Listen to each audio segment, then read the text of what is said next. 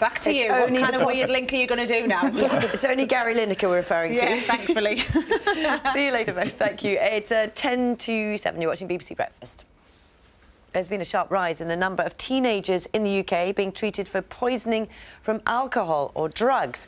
Analysis of GP records show a 27% increase in cases over the 20 years since 1992. Yeah, girls were found to be more than twice as likely to suffer from poisoning than boys. May have seemed like a fairy tale, but for one well-known fan, the story has a rather awkward ending, doesn't it? It does, because Gary Lineker promised that he would present Match of the Day in his underpants if his beloved Foxes won the Premier League. Of course, he didn't think it was going to happen. It did. And since they lifted the trophy, that remark has been the subject of discussion at Prime Minister's Questions, as well as in pubs and clubs across the country. Dan has been to put him on the spot. At 12 minutes past 7, you're watching BBC Breakfast. Let's take you back to our main story. And the number of firearms officers in England and Wales is set to increase in the coming years. But there is concern that it won't be enough if there's a terrorist attack in rural areas where some of Britain's nuclear, gas and electricity plants are based. Police forces in England and Wales are to get an additional 1,500 firearms officers to help protect the public. After the Paris attacks, the Prime Minister set aside £143 million to boost our armed response capability. But last year, the number of firearms officers fell from nearly 7,000 in 2009 to under 6,000 in 2014. The Police Federation is concerned that the new firearms teams will have to come from existing staff and that, in the event of an attack, some of their officers would become sitting ducks. Meanwhile, the suspension and arrest of an officer after the shooting dead of a suspect during a police operation in North London in December has caused some to question whether people will be willing to take on the responsibility of training to be a firearms officer. Well, let's get more on those thoughts. For joining us this morning, there seems to be so much to talk about. Let's just pick up that quote, as it were, from the Police Federation that officers could become sitting ducks. Is that something you would echo in your opinion? Extra officers, of officers wanting to take up armed training. Well, we any type of these incidents. Let's just look towards, or back if we would, to Paris and what happened there. Have you looked at again and really changed the way that you would approach that sort of situation if it were to happen? Carol, humidity, hail, we've got it all, haven't we?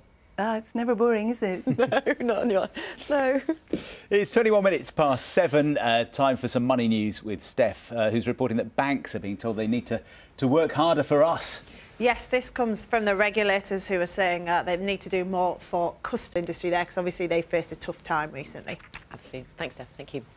23 minutes past 7. For many years, Nigel Farage has made his name as the ultimate anti-EU campaigner, demanding that voters get a say on whether or not we should be in the European Union. Now, in recent weeks, he's taken a backseat a bit to the likes of Boris Johnson and Michael Gove, who've been the faces of the official Vote Leave campaign. But today he's back in the headlines, saying in an interview in today's Daily Mirror that he would fight for a second referendum if the Remain camp scores a narrow victory. Let's speak. Thank you very much indeed. 28 minutes past 7. You're watching BBC Breakfast. We've got the news, travel and the weather wherever you are, and we'll be back in a couple of minutes. See you in a sec. Got a bit more news for you, cookery news for you this morning. In cooking news? In cookery news this morning on BBC Breakfast, because the lineup for this year's Celebrity MasterChef has been announced.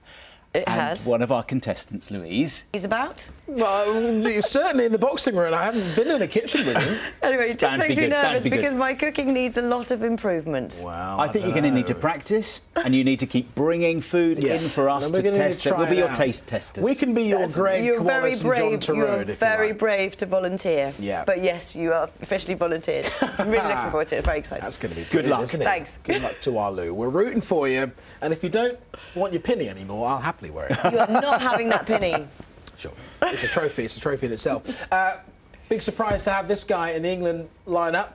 Marcus Rashford, just 18 years old, never played for England. Especially Carol. Yes, because we've been talking about... Are you listening, Carol?